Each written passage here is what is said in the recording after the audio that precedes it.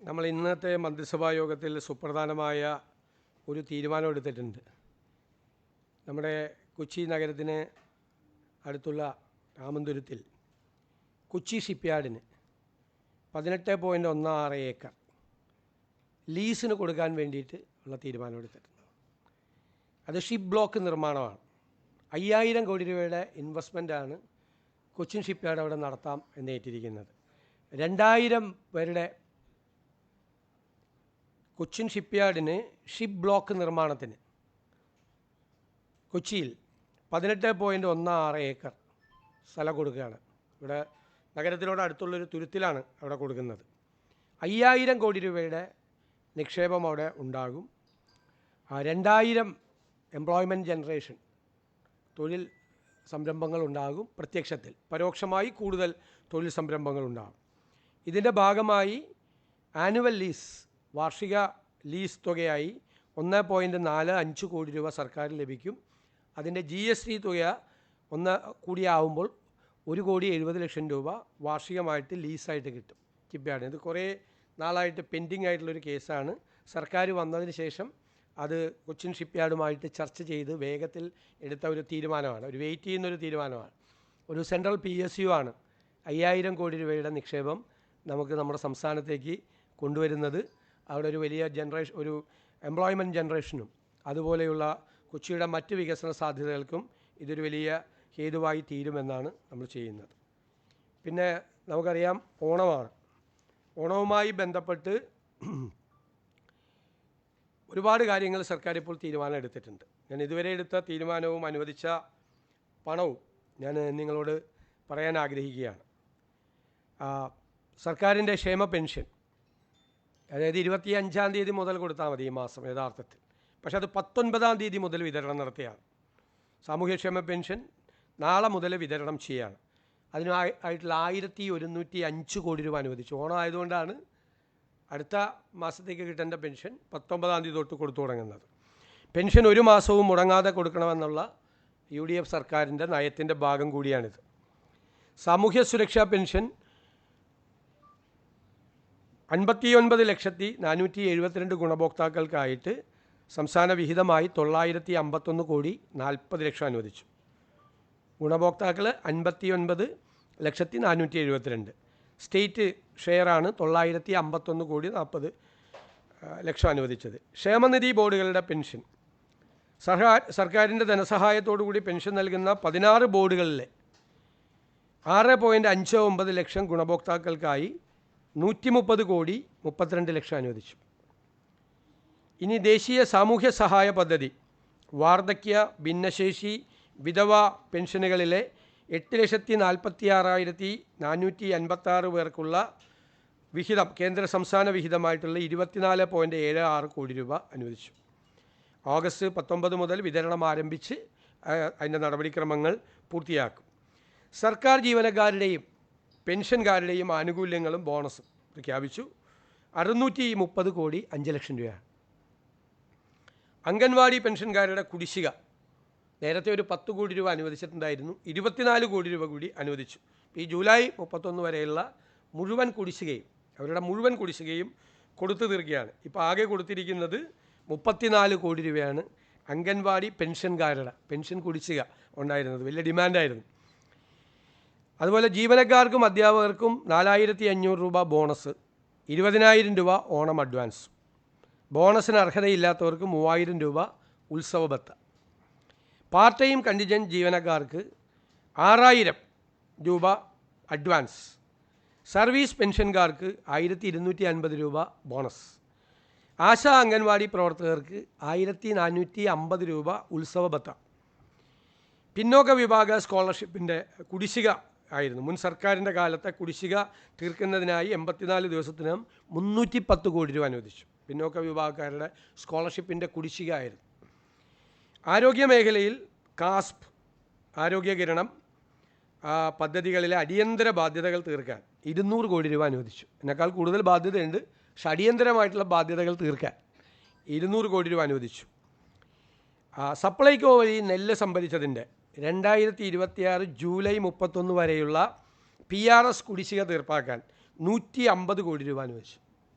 നെല്ല് സംഭരണ കുടിശ്ശിക ഓണത്തിന് മുമ്പ് നൽകി തീർക്കുക എന്നതായിരുന്നു ഗവൺമെൻറ്റിൻ്റെ ലക്ഷ്യം. ജൂലൈ 31 വരെയുള്ള PRS കുടിശ്ശിക അതിൻ്റെ കണക്കേ നമ്മുടെ കയ്യിലുള്ള അത് മുഴുവൻ നമ്മൾ കൊടുത്തു തീർത്തു. സപ്ലൈകോയ്ക്ക് 53 കോടി രൂപ സബ്സിഡി കാര്യങ്ങൾക്ക് ഓണവിപണി സജീവമാക്കുന്നതിനും 53 കോടി രൂപ മുൻകൂറായിട്ട് അനുവദിച്ചു. കൺസ്യൂമർ ഫെഡിന് ഓണം വിപണി ഇടപെടൽ സജീവമാക്കുന്നതിന് വേണ്ടി അവരാവശ്യപ്പെട്ട 25 കോടി രൂപ അനുവദിച്ചു. ഇനി തൊഴിലുറപ്പ് തൊഴിലാളികൾക്കുള്ള ഓണം ബത്ത 100 തൊഴിൽ ദിനങ്ങൾ പൂർത്തിയാക്കിയ 3.68 ലക്ഷം കുടുംബങ്ങൾക്ക് 1200 രൂപ വീതം നൽകാൻ 44.24 കോടി. അയ്യങ്കാളി നഗര തൊഴിലുറപ്പ് 100 ദിനങ്ങൾ പൂർത്തിയാക്കിയ 7080 തൊഴിലാളികൾക്ക് 1200 രൂപ നൽകാൻ 85 ലക്ഷം രൂപ. ഇങ്ങനെ 45 കോടി 9 ലക്ഷം രൂപ തൊഴിലുറപ്പ് തൊഴിലാളികൾക്ക് കൊടുത്തിട്ടുണ്ട്. സ്കൂൾ പാചക തൊഴിലാളികളുടെ വേതനം നമ്മൾ ഗവൺമെൻറ് വന്ന ഉടനെ 1000 രൂപ വർദ്ധിപ്പിച്ചിട്ടുണ്ടായിരുന്നു. ആ വർദ്ധിപ്പിച്ച 1000 രൂപ ഉൾപ്പെടെ അവരുടെ അക്കൗണ്ടുകളിലേക്ക് നേരിട്ടെത്തിക്കാൻ 44 കോടി രൂപ അനുവദിച്ചു. ലോട്ടറി ഏജൻറ്റുമാരുടെയും വിൽപ്പനക്കാരുടെയും ക്ഷേമം അതിന് 26 കോടി 47 ലക്ഷം രൂപ അനുവദിച്ചു. അവരുടെ ബോണസ് 1000 രൂപയാക്കി ഉയർത്തി. ഉത്സവ ബോണസ് സജീവ ഏജൻറ്റുമാർക്ക് 8500 പെൻഷൻകാർക്ക് 3750 രൂപയും ലഭിക്കും. എൻഡോസൾഫാൻ ദുരിതബാധിതരുടെ സ്നേഹസാന്ത്വനം പദ്ധതിയിൽ അവരുടെ ധനസഹായവും പുനരധിവാസവുമായി ബന്ധപ്പെട്ട് 5208 നിലവിലുള്ള ഗുണഭോക്താക്കൾക്കും പുതിയതായി ഉൾപ്പെടുത്തിയ 1000 പേർക്കും സാമ്പത്തിക സഹായം, കെയർ ഗിവേഴ്സിനുള്ള ബത്ത, കുട്ടികളുടെ വിദ്യാഭ്യാസം, 10 MCRCകളുടെ നവീകരണം എന്നിവയ്ക്കായി 14 കോടി 40 ലക്ഷം രൂപ വകയിരുത്തി. പട്ടികവർഗ വിഭാഗക്കാർക്ക് ഓണക്കോടി അതിന് വേണ്ടിയിട്ട് 60 വയസ്സിന് മുകളിലുള്ള 52,826 പട്ടികവർഗക്കാർക്ക് ഒരാൾക്ക് 1000 രൂപ നിരക്കിൽ ഓണക്കോടി വിതരണം നടത്തും. അതിന് 5.28 കോടി അവതരിപ്പിച്ചു. വയനാട് ഞാൻ നേരത്തെ പറഞ്ഞതാണ്, പുനരധിവാസവുമായി ബന്ധപ്പെട്ട് 2 ലക്ഷം രൂപ അനുവദിച്ചെന്ന് പറഞ്ഞ ഓരോരുത്തർക്കും. സ്പോർട്സ് കൗൺസിലിലെ കരാർ ജീവനക്കാരുടെ ശമ്പള കുടിശ്ശിക അത് ഏപ്രിൽ, മെയ്, ജൂൺ മാസങ്ങളിലെ വേതനം നൽകുന്നതിനായി 1.5 കോടി രൂപ അനുവദിച്ചു. പൂട്ടിക്കിടക്കുന്ന തോട്ടങ്ങളിലെ തൊഴിലാളികൾക്ക് ഉത്സവ ബത്തയും കിറ്റും 2000 രൂപ എക്സ്ഗ്രേഷ്യ ആശ്വാസവും 1000 രൂപ മൂല്യമുള്ള സപ്ലൈകോ ഓണം ഗിഫ്റ്റ് കാർഡുകളുടെ വിതരണം അതിന് 21 ലക്ഷത്തോളം രൂപ വരും. ആശ്വാസകിരണം പദ്ധതിയുടെ ധനസഹായ വർധനവ്, പ്രതിമാസ സഹായം, കിടപ്പിലായ രോഗികളെയും ഭിന്നശേഷിക്കാരെയും പരിചരിക്കുന്നവർക്കുള്ള ധനസഹായം 600 രൂപയിൽ നിന്ന് 1000 രൂപയാക്കി ഉയർത്തി. പിന്നെ കൈത്തറി സ്കൂൾ യൂണിഫോം പദ്ധതി, സൗജന്യ സ്കൂൾ യൂണിഫോം പദ്ധതി പ്രവർത്തനങ്ങൾക്കായി ഫണ്ട് റിലീസ് ചെയ്തു. 18.32 കോടി എന്നിവ ഉൾപ്പെടെ മൊത്തം നെയ്ത്തുകൂലി ഉൾപ്പെടെയുള്ള 30 കോടി രൂപ അതിനായിട്ട് അനുവദിച്ചിട്ടുണ്ട്. ഇതാണ് ഇപ്പോൾ സർക്കാർ ഓണവുമായിട്ട് ബന്ധപ്പെട്ട് നടത്തിയിരിക്കുന്നത്. കനത്ത ധനപ്രതിസന്ധിയിലൂടെ കടന്നു പോകുമ്പോഴും ഈ പ്രധാനപ്പെട്ട കാര്യങ്ങൾ ചെയ്യാൻ സർക്കാർ ബാധ്യസ്ഥമാണ്. സർക്കാർ അത് ചെയ്തിട്ടുണ്ട്. അത് ഇനിയും വരും. എല്ലാം കൂടി കൂട്ടി ഒരുമിച്ച് പറയാം.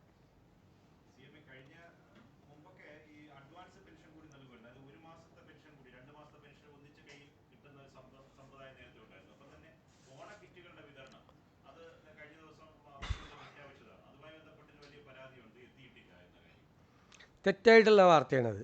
ഈ ഓണക്കിറ്റ് വിതരണം സംസ്ഥാന ഇന്നുച്ചയ്ക്ക് 2:30 വരെയുള്ള കണക്ക് ഞാൻ പറഞ്ഞുതരാം. ഇന്നുച്ചയ്ക്ക് 2:30 വരെ സംസ്ഥാന സർക്കാരിൻ്റെ സൗജന്യ ഓണക്കിറ്റ് വിതരണം പുരോഗമിക്കുകയാണ്. റേഷൻ കടകളിൽ എത്തിച്ച ആകെ കിറ്റുകൾ നമ്മൾ തയ്യാറാക്കി വെച്ചിരിക്കുന്നത് 6,02,650 റെഡിയാണ്. അതിൽ ഡിമാൻഡ് 5,93,000 ഉള്ളൂ. പക്ഷേ നമ്മുടെ 6,02,000 നമുക്ക് റെഡിയാണ്. ഇതുവരെ റേഷൻ കടകളിൽ എത്തിച്ചത് 3,06,092 കിറ്റ്. ഏകദേശം പകുതിയിലധികം കിറ്റുകൾ റേഷൻ കടയിൽ എത്തിച്ചിട്ടുണ്ട്. കാർഡ് ഉടമകൾ കൈപ്പറ്റിയത് അതിൽ 75,885 കാർഡ് ഉടമകൾ കൈപ്പറ്റിയിട്ടുണ്ട്. ഓരോ ജില്ല തിരിച്ചുള്ള ഓരോ കണക്കുകളും പ്രത്യേകമായിട്ട് എൻ്റെ കയ്യിലുണ്ട്. വ്യാപകമായ പ്രചരണം ഓണക്കിറ്റ് കൊടുക്കുന്നില്ല എന്നുള്ള പ്രചരണം നടക്കുകയാണ്. സമയമാണ്, ഇതാണ് സമയം, കൊടുക്കേണ്ട സമയം. കഴിഞ്ഞ ദിവസം അത്തം തുടങ്ങിയല്ലോ, ഓണാഘോഷം തുടങ്ങിയല്ലോ. കറക്റ്റായിട്ട് ഇത് നമ്മൾ കൃത്യമായിട്ട് ഈ സമയത്തിൽ എത്തിക്കും. കൃത്യസമയത്ത് ഈ മാവേലി സ്റ്റോറുകളിൽ 13 എസെൻഷ്യൽ കമ്മോഡിറ്റീസ് നിത്യോപയോഗ സബ്സിഡി കൊടുക്കുന്ന 13 ഐറ്റംസ് ഫുള്ളായിട്ടുണ്ട്. എല്ലാ സാധനങ്ങളും അവിടെ കൃത്യമായിട്ട് ഉണ്ട്. കൃത്യമായിട്ടുള്ള സർക്കാർ ഇടപെടൽ അവിടെ നടത്തുന്നുണ്ട്. ഒരു വിലക്കയറ്റം ഇല്ലാതെ 13 ഒരു സാധനത്തിൻ്റെ വില കൂട്ടിയിട്ടില്ല. 13 സബ്സിഡി സാധനങ്ങളും ഒരു വിലക്കയറ്റം ഇല്ലാതെ കൃത്യമായിട്ട് എല്ലാ ഔട്ട്ലെറ്റിലും കേരളത്തിലെ മുഴുവൻ ഔട്ട്ലെറ്റിലും എത്തിച്ചിട്ടുണ്ട്. പണ്ട് പല സ്ഥലത്തും ഒഴിഞ്ഞു കിടന്നിരുന്ന് നിങ്ങൾ തന്നെ ചിത്രമൊക്കെ എടുത്ത് കൊടുത്തിട്ടുണ്ട്. ഒന്നും ഇല്ല എന്ന് പറഞ്ഞ് ഉദ്ഘാടനം നടക്കാതെ പോയിട്ടുണ്ട്. സപ്ലൈകോയുടെ ഓണം ഫെയർ LDF MLA തന്നെ ഒന്നും ഇല്ല എന്ന് പറഞ്ഞ് ഉദ്ഘാടനം ബഹിഷ്കരിച്ച് പോയ സംഭവങ്ങളൊക്കെ നേരത്തെ ഉണ്ടായിട്ടുണ്ട്. ഇപ്പം അങ്ങനത്തെ ഒരു സംഭവം ഒരു ഔട്ട്ലെറ്റിലും ഇല്ല. 10 ഇനങ്ങൾക്ക് കഴിഞ്ഞ ഓണത്തേക്കാൾ വില കുറച്ചു. ചെറുപയർ, ഉഴുന്ന്, വൻകടല, വൻപയർ, തുവരപ്പരിപ്പ് തുടങ്ങിയ 10 പ്രമുഖ അവശ്യ സാധനങ്ങൾക്കും കഴിഞ്ഞ ഓണക്കാലത്തെ സബ്സിഡി നിരക്കിനേക്കാൾ കുറഞ്ഞ വിലയിലാണ് വിതരണം ചെയ്യുന്നത്. ശബരി വെളിച്ചെണ്ണ വീണ്ടും വില കുറച്ചു. സപ്ലൈകോ വഴിയുള്ള ശബരി സബ്സിഡി വെളിച്ചെണ്ണയുടെ വില ലിറ്ററിന് 249 നിന്ന് 20 രൂപ കൂടി കുറച്ച് 229 രൂപയാക്കിയിട്ടാണ് ഇപ്പോൾ കൊടുക്കുന്നത്. 2 മാസത്തെ സബ്സിഡി ഒറ്റയടിക്കാണ്. ഓണം പ്രമാണിച്ച് ഓഗസ്റ്റ് സെപ്റ്റംബർ മാസങ്ങളിലെ സബ്സിഡി സാധനങ്ങൾ റേഷൻ കാർഡ് ഉപയോഗിച്ച് ജനങ്ങൾക്ക് ഇപ്പോൾ ഒരുമിച്ച് വാങ്ങാം. അതിൻ്റെ കംപ്ലീറ്റ് ഡീറ്റെയിൽസ് ജില്ല തിരിച്ചുള്ള മുഴുവൻ ഡീറ്റെയിൽസും ഉണ്ട്.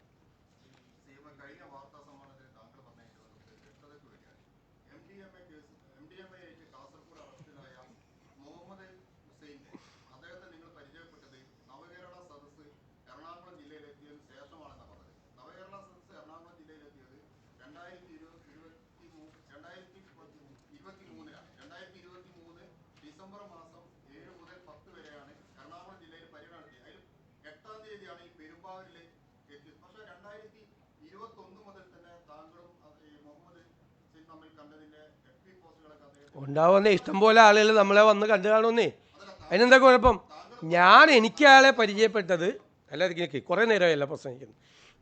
ഞാൻ അയാളെ പരിചയപ്പെട്ടതാണ് ഞാൻ പറഞ്ഞത്. എന്നെ വന്ന് കണ്ട് ഇഷ്ടംപോലെ ആളുകൾ ഫോട്ടോ എടുത്ത് കാണും. അതൊക്കെ അന്ന് പറഞ്ഞ് തീർത്ത വിഷയങ്ങളാണ്.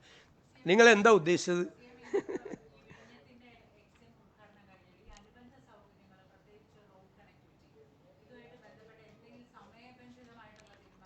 നമ്മളിന്ന് പ്രഖ്യാപിച്ചിട്ടുണ്ട് ടൈം ഫ്രെയിം ഡിക്ലെയർ ചെയ്യാൻ പോകുക ഗവൺമെൻറ്. നിങ്ങളൊരു കാര്യം മനസ്സിലാക്കേണ്ടത്, കൺസെഷൻ എഗ്രിമെൻറ്റിൻ്റെ ഭാഗമായിട്ട് ഗവൺമെൻറ്റിൻ്റെ ചുമതലകളുണ്ടായിരുന്നു.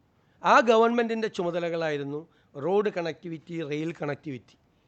10 വർഷം ആമ ഇഴയുന്ന വേഗത പോലും അതിനുണ്ടായിരുന്നില്ല. ഇപ്പോൾ അവിടെ കയറ്റുമതി ഇറക്കുമതി സംരംഭങ്ങൾ തുടങ്ങുന്നതൊരു വലിയ മാറ്റമാണ് കേരളത്തിലുണ്ടാകാൻ പോകുന്നത്. അപ്പോൾ ഈ റോഡ് കണക്ടിവിറ്റിയും റെയിൽ കണക്ടിവിറ്റിയും ഉണ്ടായിരുന്നുവെങ്കിൽ ഇപ്പോൾ ഈ കയറ്റുമതി ഇറക്കുമതി ആരംഭിക്കുന്നതിൻ്റെ 100 ഇരട്ടി ഗുണം നമുക്ക് കിട്ടുമായിരുന്നു. ഞങ്ങൾ വന്ന ഉടനെ ഞങ്ങൾ തീരുമാനിച്ചത് എന്താ? റിംഗ് റോഡിന് വേണ്ടിയിട്ടുള്ള 12,000 കോടി രൂപയുടെ പ്രോജക്റ്റ് ലാൻഡ് അക്വിസിഷന് കേരളം കൊടുക്കണമെന്ന് പറഞ്ഞു. ആദ്യം പറഞ്ഞത് 1,600 കോടി കൊടുക്കണമെന്നാണ്. അത് കൊടുക്കാതെ വെച്ച് ഇപ്പോൾ ലാൻഡ് അക്വിസിഷന് 3,200 കോടിയായി. ഈ ഗവൺമെൻറ് വന്ന ഉടനെ തന്നെ തീരുമാനിച്ചു 3,200 കോടി കൊടുക്കാൻ. കാരണം എന്തായാലും റോഡ് കണക്ടിവിറ്റി വേണം. അത് വളരെ വേഗത്തിൽ, കേരളത്തിൽ ഇതുവരെ നടക്കാത്ത വേഗത്തിൽ ആ ലാൻഡ് അക്വിസിഷൻ നടക്കും. അതിന് വേണ്ടിയിട്ടുള്ള പുതിയ ലാൻഡ് അക്വിസിഷന് വേണ്ടിയിട്ടുള്ള പുതിയൊരു പ്രോട്ടോക്കോൾ തന്നെ ഗവൺമെൻറ് തയ്യാറാക്കുകയാണ്. റെയിൽ കണക്ടിവിറ്റിക്ക് വേണ്ടിയിട്ട് ഞങ്ങൾ റെയിൽവേ മിനിസ്ട്രിയായിട്ട് സംസാരിച്ചു. ഇത്രയും ദിവസത്തിനിടയിൽ ഞങ്ങൾ പോർട്ട് മിനിസ്ട്രിയായിട്ട് സംസാരിച്ചു ഡൽഹിയിൽ. ഞങ്ങൾ സർഫസ് ട്രാൻസ്പോർട്ട് മിനിസ്ട്രിയായിട്ട് സംസാരിച്ചു. ഈ പോർട്ടിൻ്റെ ഡെവലപ്മെൻറ്റുമായി ബന്ധപ്പെട്ടുള്ള കാര്യങ്ങൾ കേന്ദ്ര ഗവൺമെൻറ്റിൻ്റെ 3 ഡിപ്പാർട്ട്മെൻറ്റുകളുമായി ഞങ്ങൾ ചർച്ച നടത്തി. ഞങ്ങൾ ഇന്ന് ഞാൻ പരസ്യമായി പ്രഖ്യാപിച്ചിട്ടുണ്ട്, ഈ അടിസ്ഥാന സൗകര്യങ്ങൾ നമ്മൾ പൂർത്തിയാക്കുന്ന കാര്യത്തിലൊരു ടൈം ഫ്രെയിം പ്രഖ്യാപിച്ച് ആ ടൈം ഫ്രെയിമിന് ഉള്ളിൽ ഇതെല്ലാം പൂർത്തിയാക്കാൻ വേണ്ടിയിട്ടുള്ള നടപടികൾ സ്വീകരിക്കും. ഇപ്പോൾ നിങ്ങൾക്കറിയാം, കേരളത്തിൽ നിന്നുള്ള നമ്മുടെ സുഗന്ധദ്രവ്യങ്ങൾ, നമ്മുടെ കാർഷിക ഉൽപ്പന്നങ്ങൾ, കേരളത്തിലുണ്ടാക്കുന്ന പ്രോഡക്റ്റുകൾ, ഇതെല്ലാം പകുതി ചെലവിലും പകുതി സമയത്തും കേരളത്തിൽ നിന്ന് കയറ്റുമതി ചെയ്യാൻ പറ്റാവുന്ന ഒരു സാഹചര്യമാണ് നമുക്കിന്ന് അവിടെ ഉണ്ടായിരിക്കുന്നത്. അത് നമുക്ക് പ്രയോജനപ്പെടുത്തണം പരമാവധി. മാത്രമല്ല, ഇതൊരു ഗേറ്റ് വേ ആണ്, ഇൻ്റർനാഷണൽ റൂട്ടിലാണ്. ബാക്കിയുള്ള കേരളത്തിലെ പോർട്ടുകളെ, കൊച്ചിൻ പോർട്ടിനെയും അതുപോലുള്ള ബാക്കിയുള്ള 18 മിനി പോർട്ടുകളെയും കണക്ട് ചെയ്ത് മുഴുവൻ കേരളത്തെയും ഒരു തുറമുഖ നഗരമാക്കി മാറ്റുക എന്നുള്ള ഈ സർക്കാരിൻ്റെ സ്വപ്നം സാക്ഷാത്കരിക്കാനുള്ള മിഷൻ സമുദ്രയ്ക്കും ഇന്ന് തുടക്കമായി.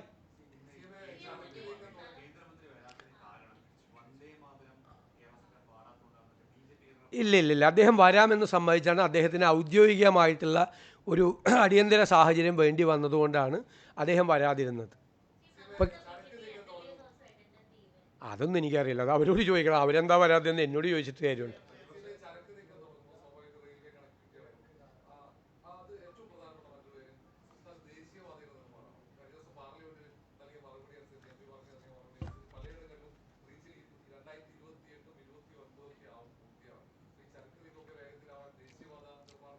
ദേശീയപാത നിർമ്മാണം വേഗത്തിലാക്കാനുള്ള നടപടികൾ ഗവൺമെൻറ് ആരംഭിച്ചിട്ടുണ്ട്. ഗവൺമെൻറ് ഞാൻ തന്നെ പങ്കെടുത്ത ദേശീയപാത അതോറിറ്റിയുടെ ആളുകളുമായിട്ടുള്ള ചർച്ചകൾ നടത്തി, വിശദമായ ചർച്ചകൾ, ഓരോ സെക്ടറിനെ കുറിച്ചുള്ള ചർച്ചകൾ നടത്തി. ചീഫ് സെക്രട്ടറിയുടെ നേതൃത്വത്തിൽ ആ ചർച്ചകൾ തുടരുകയാണ്. ഇന്നും നാളെയുമായിട്ട് ആ ചർച്ചകൾ തുടരുകയാണ്. വീണ്ടും വേഗത്തിലാക്കാൻ ഏറ്റവും സ്ലോ ആയ റീച്ചുകളുടെ കംപ്ലീറ്റ് കണക്ക് ഞങ്ങൾ എടുത്തിട്ടുണ്ട്. ഏറ്റവും സ്ലോ ആയ റീച്ചുകൾ, പ്രശ്നങ്ങളുള്ള റീച്ചുകൾ, പരാതികളുള്ള റീച്ചുകൾ എല്ലാം എടുത്തിട്ട് ഞങ്ങൾ അവർക്ക് മുമ്പാകെ അവതരിപ്പിച്ചിട്ടുണ്ട്. ഞാൻ കൂടി പങ്കെടുത്ത സുദീർഘമായ ഒരു യോഗം നാഷണൽ ഹൈവേ അതോറിറ്റിയുടെ നടന്നു. അതിൻ്റെ തുടർ പ്രവർത്തനങ്ങൾക്കായി ചീഫ് സെക്രട്ടറിയുടെ നേതൃത്വത്തിലും നാഷണൽ ഹൈവേ അതോറിറ്റിയുടെ നേതൃത്വത്തിലും നടക്കുന്നുണ്ട്. അത് എത്രയും പെട്ടെന്ന് പൂർത്തിയാക്കാനുള്ള നടപടികൾ തീർച്ചയായിട്ടും സ്വീകരിക്കും.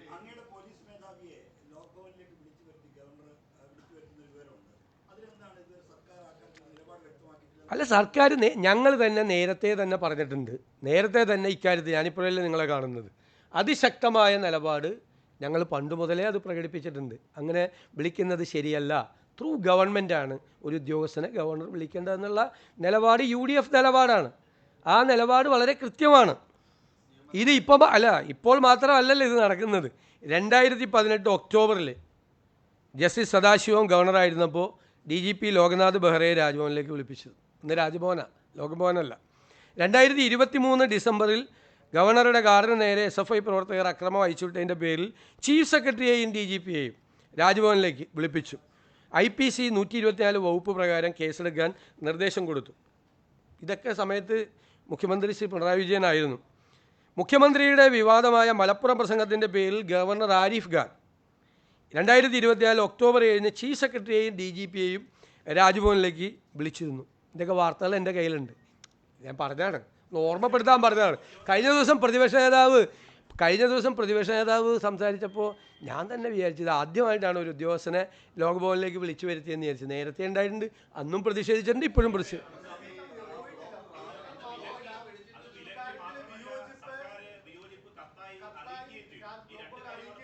അതുകൊണ്ട് എന്താ കാര്യം? നമ്മൾ വിയോജിപ്പ് നേരത്തെ, ഞാൻ പ്രതിപക്ഷ നേതാവ് എന്നുള്ളതിൽ വിയോജിപ്പ് പ്രകടിപ്പിച്ചിട്ടുണ്ട്. UDFൻ്റെ രാഷ്ട്രീയമായ എതിർപ്പ് പറഞ്ഞിട്ടുണ്ട്. ഈ സർക്കാരും ആ കാര്യത്തിലൂടെ യാതൊരു കാരണവശാൽ, ഞാനിപ്പോഴല്ലേ നിങ്ങളെ കാണുന്നത്, ശക്തമായി ഞങ്ങൾ എതിർപ്പ് പറയും. തീർച്ചയായിട്ടും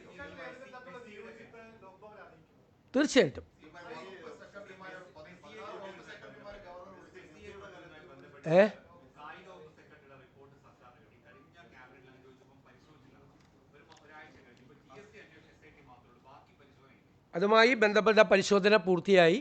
അതുമായി ബന്ധപ്പെട്ടുള്ള തീരുമാനം ഉടനുണ്ടാവും. ഒന്ന്, കായിക വകുപ്പ് സെക്രട്ടറി തന്ന പരാതിയുടെ പുറത്തുള്ള തീരുമാനം, അതിൻ്റെ പരിശോധന പൂർത്തിയായി. എന്ത് നടപടികൾ സ്വീകരിക്കണം എന്ന് റെക്കമെൻഡ് ചെയ്ത് അത് ബന്ധപ്പെട്ട വകുപ്പിന് അയച്ചു കൊടുക്കും. ഒന്ന്. രണ്ടാമത്തെ കാര്യം GST വകുപ്പ് അന്വേഷണം നടത്താൻ വേണ്ടി സ്പെഷ്യൽ ഇൻവെസ്റ്റിഗേഷൻ ടീമിനെ നിയോഗിച്ചിട്ടുണ്ട്. GST തട്ടിപ്പ് നടന്നിട്ടുണ്ടെന്ന് ഞാൻ കഴിഞ്ഞ പ്രാവശ്യം തന്നെ പ്രാഥമികമായി പറഞ്ഞു. അതിപ്പോൾ ഞങ്ങൾ കണ്ടുപിടിച്ച കാര്യമല്ല, ശരിക്കും LDF ഗവൺമെൻറ് തന്നെ കണ്ടുപിടിച്ചതാണ്. അന്നത്തെ കാലത്ത് LDF ഗവൺമെൻറ് കണ്ടുപിടിച്ച് LDF ഗവൺമെൻറ് നോട്ടീസ് കൊടുത്താണ്. ആ നോട്ടീസ് കൊടുത്തത് പിന്നീടത് മരവിപ്പിക്കപ്പെട്ടു. ആ മരവിപ്പിക്കപ്പെടാനുള്ള കാരണത്തെക്കുറിച്ച് കൂടി ഈ GSTയുടെ സ്പെഷ്യൽ ഇൻവെസ്റ്റിഗേഷൻ ടീം അന്വേഷിക്കും. അതിൽ ഉദ്യോഗസ്ഥർക്ക് പങ്കുണ്ടോ എന്നുള്ള കാരണം ഉൾപ്പെടെയുള്ള കാര്യങ്ങൾ അന്വേഷിച്ച് GST വകുപ്പ് അത് അന്വേഷിക്കും. കാരണം സർക്കാരിന് 22 കോടി രൂപയിലധികം നഷ്ടമുണ്ടായിട്ടുണ്ട്. അതല്ല, നമ്മളത് അന്വേഷിച്ചിട്ടല്ലേ നമ്മളത് നടപടിയെടുത്താലേ കേന്ദ്ര ഏജൻസിയുടെ ആവശ്യമുണ്ടോ ഇല്ലയെന്ന് നമ്മൾ അന്വേഷണം നടത്താൻ GSTയുടെ അന്വേഷണം നടക്കുന്നു. മറ്റ് അന്വേഷണത്തിൻ്റെ കാര്യത്തിൽ അവർ തന്ന കായിക വകുപ്പ് തന്ന പരാതി ഞങ്ങളുടെ പരിശോധന പൂർത്തിയായി, തീരുമാനം പ്രഖ്യാപിക്കും പെട്ടെന്ന് തന്നെ. ഇത് തീർത്തോട്ടെ, വേറെ എന്ത്? അത് ഞാൻ പ്രഖ്യാപിക്കും, ഞങ്ങൾ പ്രഖ്യാപിക്കും ഇത്.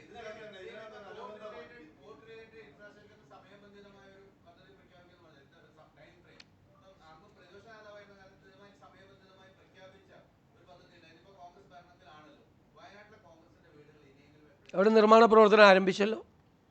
ഞാൻ ഇന്നും അതിന് ആവശ്യമായ പൈസ ചെക്കിൽ ഒപ്പിട്ടിട്ടാണ് വരുന്നത്. എൻ്റെ കൂടി പേരിലുള്ള ജോയിൻ്റ് അക്കൗണ്ട്.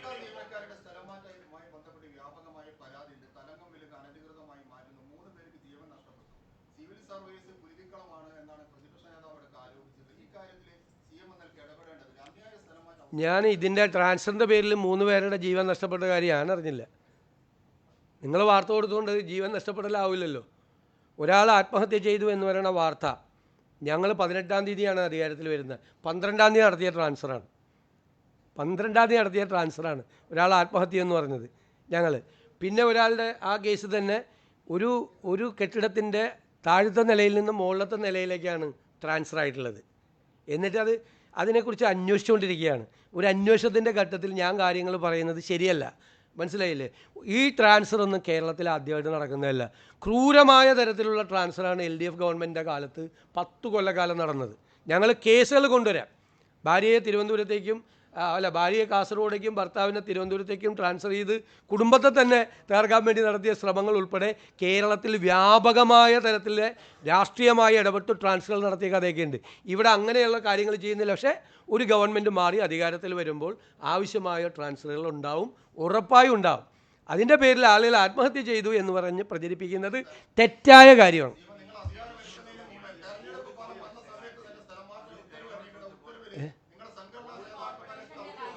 പ്ലീസ്,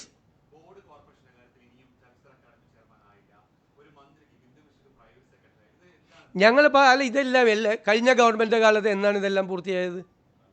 നിങ്ങളുടെ കയ്യിൽ ഡേറ്റ് ഉണ്ടോ? എൻ്റെ കയ്യിൽ ഡേറ്റ് ഉണ്ട്. കോർപ്പറേഷൻ ബോർഡുകളെല്ലാം പൂർത്തിയായത് എന്നാണ് എന്ന് കഴിഞ്ഞ ഗവൺമെൻറ്റിൻ്റെ കാലത്ത് അധികാരത്തിൽ വന്നപ്പോൾ എത്ര ദിവസം കൊണ്ടാണ് അവർ പൂർത്തിയായതെന്നുള്ളതിൻ്റെ കണക്ക് എൻ്റെ കയ്യിലുണ്ട്. അതൊന്നും വൈകിട്ടൊന്നുമില്ല. ഞങ്ങൾ UDF തീരുമാനിച്ചിട്ട് അറിയില്ല, ഘടകകക്ഷികൾ തമ്മിൽ ആലോചിച്ചിട്ടാണ് തീരുമാനിക്കേണ്ടത്. ആലോചിക്കാൻ വെച്ചിരുന്ന കാര്യം വന്നു കഴിഞ്ഞപ്പോഴേക്കും നമ്മുടെ ഫ്ലഡ് വന്നു, അല്ലേ? 10 ദിവസത്തേക്ക് നമുക്ക് ആ ചർച്ച നടത്തിയില്ല. ഞങ്ങൾ ചർച്ച പുനരാരംഭിച്ചു. ഓണം കഴിഞ്ഞ് വരുമ്പോഴേക്കും എല്ലാം റെഡിയാവും.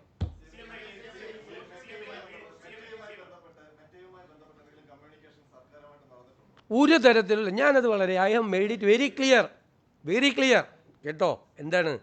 ഒരു തരത്തിലും ഒരു പോസ്റ്റിങ്ങും നീക്കുന്നതിന് വേണ്ടിയിട്ട്, ഇപ്പോൾ ഈ പറയുന്ന പോസ്റ്റിംഗ് നീക്കുന്നതിന് വേണ്ടിയിട്ട് സർക്കാരിൻ്റെ ഭാഗത്തുനിന്നോ പോലീസിൻ്റെ ഭാഗത്തുനിന്നോ മെറ്റയോട് ആവശ്യപ്പെട്ടിട്ടില്ല. ഒന്ന്.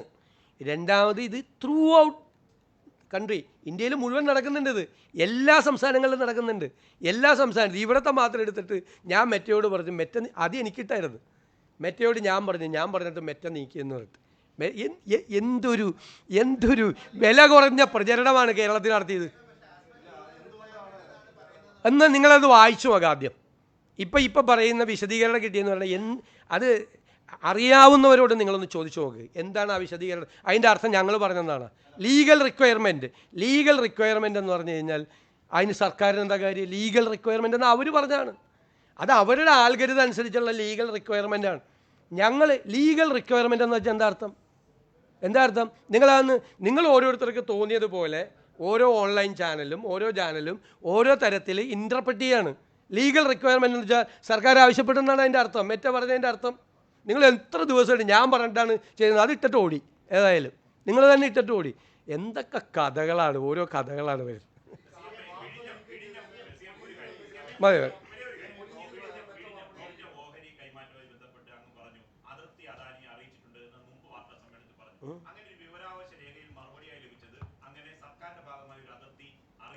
ആര് പറഞ്ഞു? അതെനിക്കറിയില്ല. നേരിട്ട് തന്നെ അവരെ അറിയിച്ചിട്ടുണ്ട്, അതൃപ്തി അറിയിച്ചിട്ടുണ്ട്. അത് പരസ്യമായി പത്രസമ്മേളനം നടത്തി പറഞ്ഞിട്ടുണ്ട്. അവരുടെ ഉടനെ തന്നെ പിറ്റേ ദിവസം തന്നെ അവരതിൻ്റെ അകത്ത് സോറി പറഞ്ഞുകൊണ്ട് നമുക്ക് കത്ത് തന്നു. ഞങ്ങളത് വേറെ മനഃപൂർവ്വമായി ചെയ്തതല്ല, ഗുജറാത്തിലും എന്നൂരിലും ഒക്കെ ചെയ്തതുപോലെയാണ് ഞങ്ങൾ സെബിക്ക് ഇത് അയച്ചത്. നമ്മളാകെ പരാതി പറഞ്ഞത് സെബിക്ക് അയക്കുന്നതിന് മുമ്പ് ഇതിൻ്റെ പോർട്ടിൻ്റെ ഓണറായ ഞങ്ങളെ അറിയിക്കണം എന്നാണ് പറഞ്ഞിരുന്നത്. അത് അറിയിച്ചില്ലാത്തതിനാണ് നമ്മൾ അസംതൃപ്തി പറഞ്ഞത്. അവർ തന്ന കത്തുണ്ട്, അവരത് വിശദീകരിച്ചുകൊണ്ട് അവരതിൻ്റെ അകത്ത് ക്ഷമ ചോദിച്ചുകൊണ്ട് അവർ തന്ന കത്തുണ്ട്.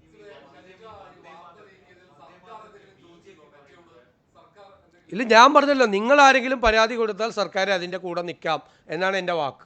അഗ്രീവ്ഡ് പാർട്ടി, സർക്കാരല്ലല്ലോ അഗ്രീവ്ഡ് പാർട്ടി നീക്കം ചെയ്ത ഓൺലൈനുകളാണ്, നിങ്ങളിട്ട പോസ്റ്റുകളാണ് മെറ്റ നീക്കം ചെയ്ത്. നിങ്ങൾ പരാതി കൊടുത്താൽ നിങ്ങളാണ് അഗ്രീവ്ഡ് പാർട്ടി. ഇതൊക്കെ ഞാൻ കഴിഞ്ഞ പ്രാവശ്യം നല്ല ക്ലാരിറ്റിയോടുകൂടി പറഞ്ഞ അഗ്രീവ്ഡ് പാർട്ടി. നിങ്ങൾ കൊടുത്താൽ നമ്മൾ അതിൻ്റെ കൂടെ നിൽക്കാം. ഇല്ല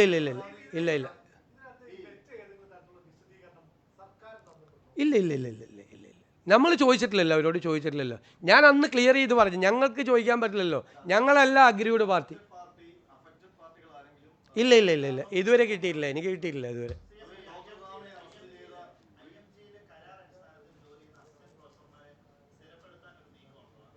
അല്ല, നമ്മുടെ മുമ്പിലൊന്നും വന്നിട്ടില്ല. എന്തായാലും പല ആവശ്യങ്ങളും വന്നിട്ടുണ്ട് പല സ്ഥലത്തും.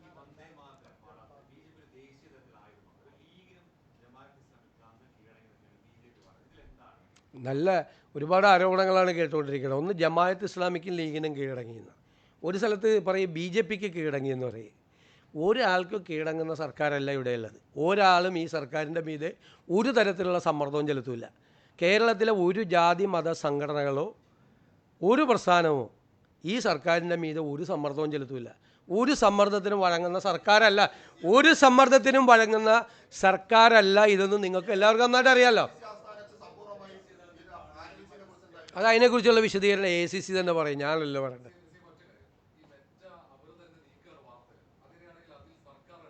അല്ല, ഇടപെടാം. ഞാൻ പറഞ്ഞല്ലോ, നിങ്ങളടക്കം ഇപ്പോൾ എനിക്കെതിരെ ഇട്ടിരിക്കുന്ന പോസ്റ്റുകൾ ഞാൻ പറഞ്ഞ കഴിഞ്ഞ ദിവസം അത് നീക്കം ചെയ്തതിനെതിരായിട്ട് നിങ്ങൾ ആരെങ്കിലും പരാതി കൊടുത്താൽ അതിൻ്റെ കൂടെ സർക്കാർ നിൽക്കുക. അങ്ങനെ ഏതെങ്കിലും സർക്കാർ പറഞ്ഞിട്ടുണ്ടോ? ഏതെങ്കിലും മുഖ്യമന്ത്രി പറഞ്ഞിട്ടുണ്ടോ? എനിക്കെതിരെ എന്നെ അധിക്ഷേപിക്കുന്ന തരത്തിലിട്ട പോസ്റ്റുകളാണ്, അധിക്ഷേപിക്കുന്ന തരത്തിലിട്ട പോസ്റ്റ്. അത് നീക്കം ചെയ്തതിനെതിരെ നിങ്ങൾ പരാതി കൊടുത്താൽ നീക്കം ചെയ്ത മെറ്റയുടെ കൂടെയല്ല, ആ പോസ്റ്റ് എന്നെ അധിക്ഷേപിക്കുന്ന പോസ്റ്റ് ഇട്ട നിങ്ങളുടെ കൂടെ നിൽക്കുക ഈ സർക്കാർ. ഇങ്ങനെ ഈ കേരളത്തിൻ്റെ ചരിത്രത്തിൽ, ഈ രാജ്യത്തിൻ്റെ ചരിത്രത്തിൽ ഒരു സർക്കാരും ഇങ്ങനൊരു നിലപാടെടുത്തിട്ടില്ല. അതുകൂടി ഒന്ന് റിപ്പോർട്ട് ചെയ്താൽ നന്നായിരിക്കും.